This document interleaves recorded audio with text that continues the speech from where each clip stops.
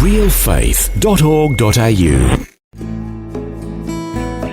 It was a cold morning and there was a person experiencing homelessness, shielding himself away from the cold. And I'm like, wow, here I am, suit and tie, working on a budget of money that I won't even see. And I thought there's just such a contrast between where my heart is and where my work is. And from then, I started exploring other ideas of how I could make this step out of IT and more of a meaningful experience aligned with my heart. Welcome to Real Faith, conversations about the impact faith has on our lives and the challenges we go through, helping us today and giving us hope for tomorrow. That's real people, real life and real faith with Eric Scatterbo. Tim Donovan left his job in IT at a major communications company to pursue a career in counseling because human relationships have always been close to his heart. But he soon found out that within the field of counseling, there are many strategies used to help people. What would be the most effective one? Also, which strategy would be most compatible with what he knows about human nature based on his Christian faith? Tim Donovan is the co-author of the book Reclaiming Lives from Sexual Violence, and his website is understandingshame.com. And parents, due to the adult themes that will be discussed regarding sexual abuse, today's conversation is not recommended for young listeners. Tim Donovan, welcome to the program. Thanks for having me, Eric. Glad to have you with us. And so from an early age, matters of the heart and relationships have always been important to you. Is that right? Absolutely. Relationships were always important between my family. And I think that was fostered by the emphasis on one-on-one conversations. So I was raised in a nurturing environment. I knew that my mum and dad loved me, and that was important, I think. And would people share some of their problems with you? Yeah. Well, from an early age, generally speaking, being the oldest of the family, my mum was quite young, having 3 kids under 2. So, from an early age, always hearing about what was happening for my mum, and having that heart to listen to her, I guess, challenges as being a young mum. So, I was always there, and also my dad as well. So when you eventually, years later, left IT to go into counseling, it's not that big of a surprise based on when you look back at your childhood? I don't think so. And, we learn, I guess, in the profession that I'm in, that, family of origin has a lot to do with who we are and what dictates, to a degree, on the decisions we make in the future. And, it's not surprising at all. Now, the surprising thing is you describe yourself as not being academic. School wasn't your thing at a young age?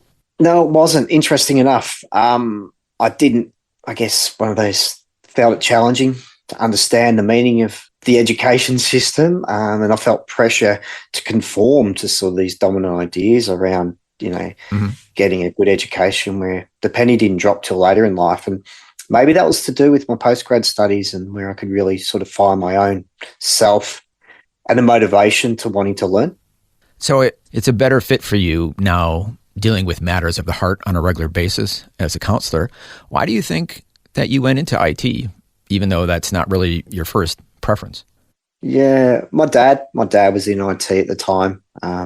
He gave me the foot up, the opportunity, fairly low level, working in an IT company, telecommunications company, and working my way up into quite an important role where I was put into the middle of, I guess, without getting too jargony, business and IT world. So I was always the person in between, sort of deciphering conversations and getting the best understanding from people to develop these sort of software solutions. So if that makes sense, I always had a desire to wanting to understand. And okay. I guess that, that came through the curious nature of the role that I ended up in. And when did you finally come to the point where, this isn't for me, I need to go in a different direction?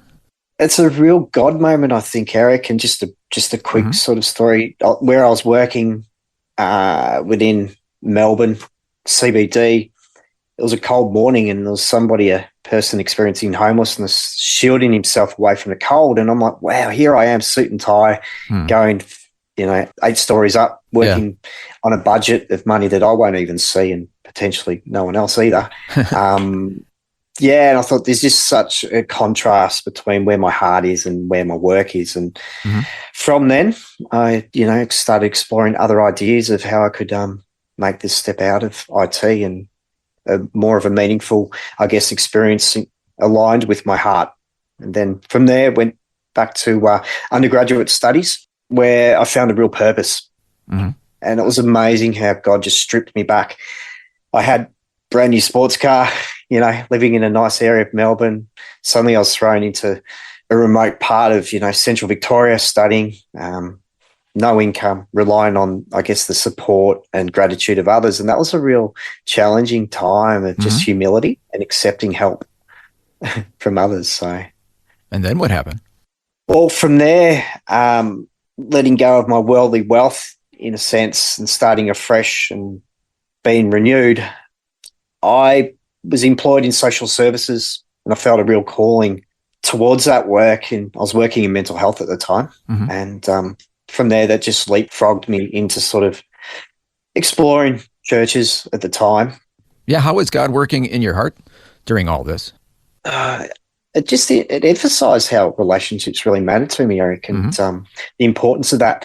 And I think God was working in me that, if I haven't got the relationship with God, it's really tricky to lean on the relationship with others and be fully present in that. So God was slow burner, I think, over the years. So I went to Nepal while I was studying, and that was pre-Christian days. And this is important, I guess, Eric, for the journey where I came to know somebody over there, a Nepalese family, and they weren't Christian. But then when I later went, which we'll get into potentially later, then when I later went on my honeymoon, they had come to faith as well. Oh, so okay. it was almost these parallel stories, these parallel sort of coming to faith from both of us. So, God was working in that way. So how did you finally put your faith in Jesus as your Savior? Back in Victoria, back in Melbourne, somebody of influence who I was working with was Christian. I was still wanting to understand more about it. And they gave me a book to read about Jesus and social justice. And I think that was the anchor point that I needed, where, the story of the person experiencing homelessness, where was the justice to, I needed something, the doubting Thomas, I'm not sure, but I needed something to hang my faith on. And hearing that Jesus was all about social justice in this book that I read was really instrumental. And from that, asking questions, being curious, having a really solid support of a friend who came to church with me, introduced me to a smallish church that was on the fringe of social justice, working with refugees, which what I was doing at the time. I guess that just cemented where I was meant to head. Isn't that interesting that God knows exactly what we need individually to get us to come to the truth, the way, the truth, the life, to putting our faith in Jesus. And social justice, helping the more vulnerable in society, was how God got your attention, it sounds like. Yeah, I like the way you put that. He really got my attention. Up until then, I was still living in the world. Yeah. Worldly desires were still taking effect, where, God got my attention and really aligned with my values. And, now my Christian values are strong. Yeah, because okay. of that, incremental ways that God challenged me. Step by step. Step by step, where, I didn't feel socially that I needed to have a drink in my hand, to communicate with others, that, God had my heart. He was about relationship. Jesus is about relationship with the people he walked alongside, that it was okay to be in social settings, for instance, without having to conform to dominant ideas of drinking and whatnot. So for you, that meant cutting out social drinking entirely. Yeah, absolutely. Absolutely. I think, young men, young women of today, there is that the pressure, isn't there, to fit in and not be yourself. And Yeah. So if I'm hearing you correctly, what you're saying is there is a kind of a way that we're expected, especially as men, to act in society, being the tough kind of guy, drinking and not sharing about feelings and, caring about matters of the heart and all that. And you're kind of countercultural in a sense, because that's what you're interested in, God's tugging your heart toward that, and you're wanting to help people who are hurting. And God is like, yeah, that's exactly what I want from you. That's how I designed you. That's how I wired you. Was that kind of how you were feeling at that time?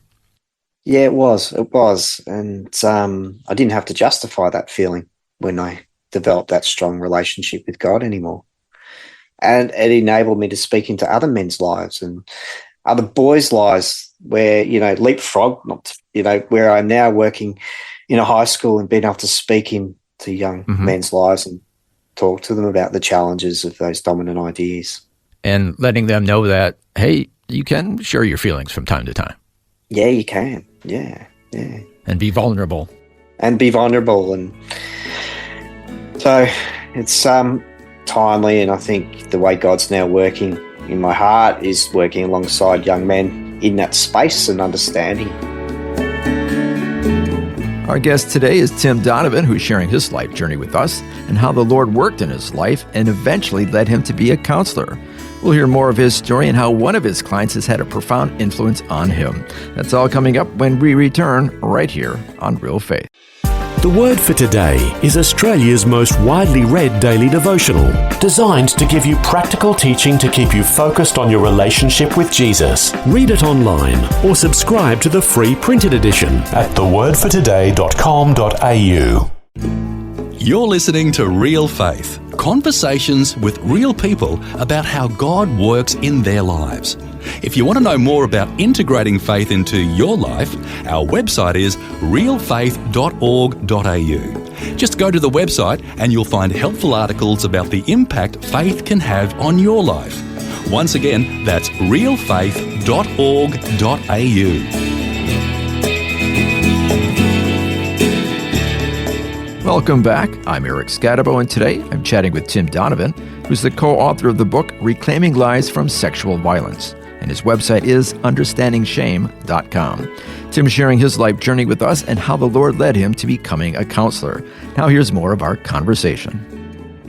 Eventually you moved to Alice Springs and met your wife? Yeah, so I was new to coming to faith, got off the plane, Alice Springs, remember the heat hitting me. Yeah, like just an oven in the face, and going, wow, this is for me, in my experience, this is God's country, And you really liked it? Really liked it. And the stark contrast of colours, of the redness of the dirt and the blue skies, and just the vivid imagery I still carry, and just feeling, wow, this is where I belong. And I forgot to ask you, where are you joining us from today? Alice Springs. Okay, so you liked it so much, you're still there. How many years later? Yeah. Well, it was 2008 where I met Carolyn through a mutual friend at the church up here. And I remember riding my push bike out to the industrial estate going, where is this church? I don't know anyone. Yeah. Just praying about it. But God directing me there, and through a friend meeting Carolyn, and that, in that part of it, so to speak, the rest is history, 3 kids later, and we're back up in Alice Springs. So Right. So you haven't been there continuously. You went back to Victoria for a while. Why is that? Yeah, I did. So I just felt that it was a real calling, being up here, yet God needed to equip me with the skills to come back up and for it to be sustainable more longer term. So went back down south, Central Victoria, studied further studies, and same with Carolyn, started a family, and then we came up. Carolyn was pregnant with our 3rd child, and it was a bit of a bold move, but God had us there, and God's bold, and Jesus is bold in the way he went about his business, so to speak, and had us up here, reconnecting in with the church that we knew and the people that we knew, and that was a real faith moment of the support we received being up here again. And as far as your journey as a counselor, it was back in Victoria where you began working at a sexual assault agency. Is that right? It was, Eric. So the time frames, when I met Carol, we were up here for a couple of years. We went to Nepal on our honeymoon. Met that Christian family again? Well, they had become Christian? Yep. Again, and they were Christian at that point. That's a side stories, and that was a real challenging of our relationship. How so?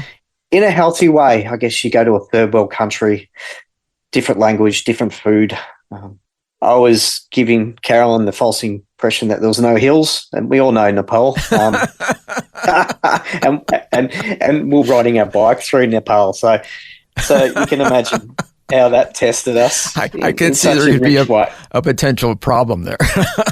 Yeah, absolutely. And, maybe I didn't explain myself too well. There is a big flat region of Nepal, but to get out to that region, there's a lot of hills. So okay, but your marriage and your relationship has survived that little misunderstanding. It has, and it's flourished, and that's because beautiful. of Carol's patience with me. Bless so her. back to where we were headed was that I got a position working for a sexual assault agency, and I was new to that area of working. I was relatively new to counselling, and that was really God pushing me towards that area. I got a random phone call saying, "Would you like to apply for this position?" I'm not sure I'm equipped, but God was tapping me on the shoulder. Yeah, and apply, and I did, and then we'll get more into this story in a later part, won't we, Eric? That's where I met Dale. Now, Dale is the co-author of your book, Reclaiming Lives from Sexual Violence, dealing with understanding shame, and he's going to come on and share his story, so we will know exactly the journey he went on. But we wanted to find out, what led to you being a counselor and talking to him in the first place. Also, I'd like to go back to the questions that we heard at the beginning in the introduction, that here you are, a new counselor, and you're finding out that there are many different strategies and methods to try to help people who've been traumatized by sexual abuse or sexual assault. And you had to learn which strategy would be the best one and also would be compatible with your Christian faith. Yeah, and I think I was in an organisation before I came into sexual assault, a Christian person that introduced me to narrative therapy, which identifies, I guess, for the layman, the problem is the problem, not the person. And that really struck a chord with me, that, if I'm to be working with people's experiences, to be able to separate their heart from the problem stories in their lives where they're still who they are. The problems have silenced them in a way. And that's, I guess, the key tenet of narrative therapy. So that's a particular type of therapy to help people to heal? Narrative therapy? It is. And the assumption is that we all have the capacity, the knowledge to make sense of our experiences. Yeah, so kind of using a metaphor, because of being a victim of sexual abuse or sexual assault, it kind of confuses the person, to say the least, traumatizes them, and they're kind of confused and in the wilderness, so to speak. But your job, if I'm understanding it correctly, is to try to ask them questions to guide them to get out of that wilderness. And you're kind of saying that you're more or less a guide, or they're the ones that are going to actually get out of the wilderness and come to healing, but you're more a guide. Is that a good analogy? Yeah, I think so. And with that guide, I come with my certain competencies and knowledges, of course, and that's where the skill of curiosity and enabling the person, enabling Dale and others to come to those conclusions that they do have skills and abilities that may have been silenced during the episodes of what they've experienced as far as the abuse, and that they have the skills to get through. Otherwise, I wouldn't be having those conversations, would I? Where the guilt, the shame takes over. Wow, what a tremendous privilege you have to walk alongside them. Somebody who's hurting, traumatized, and probably have been carrying shame or guilt for years and years, and you can help free them, lead them out of the darkness. I mean, be God's instrument to help them to be freed and healed. Absolutely God's instrument. And it's a real privilege to hear the many stories of survival and resistance to these acts that are perpetrated on the person. So, yeah, it is. And it's a real honouring of God and a testament to God, enabling that relationship that I form with them, but also to get the people through what they've experienced. And we're going to find out exactly what that journey looked like in your relationship with Dale, who will be our guest next time. And so we will find out in depth how that relationship developed and then how it helped him to heal to the point where he's now a co-author of a book on this topic with you. We're running out of time, but I wanted to deal with the topic. Well, it's in your website, understandingshame.com. So this is a whole part of helping somebody become freed and heal from the trauma that they experienced in their childhood of sexual abuse, is that I've heard this over and over, and it's hard for people who haven't gone through this to understand, but if somebody has been abused, a lot of time they feel somehow guilty and ashamed. Is that right? Why is that? Well, I guess the dominant ideas, and as you alluded to, Dale will speak into this space, rightfully so, with more detail, is words spoken over the person as it's your fault, that you won't be believed. So the perpetrator, the abuser, is teaching them that you're somehow at fault here. Absolutely. And you know, I think it's about power and control and silencing the person in how they see themselves. And what Dale and I came to is sort of the idea that, you know, the shame, the guilt is an indication of his integrity, his Christian values, which we'll go more into, obviously. But, you know, so Dale could have the power, but generally speaking, yeah. And the myths that play into it as well, that, you know, men should fight back. Why did I keep coming back?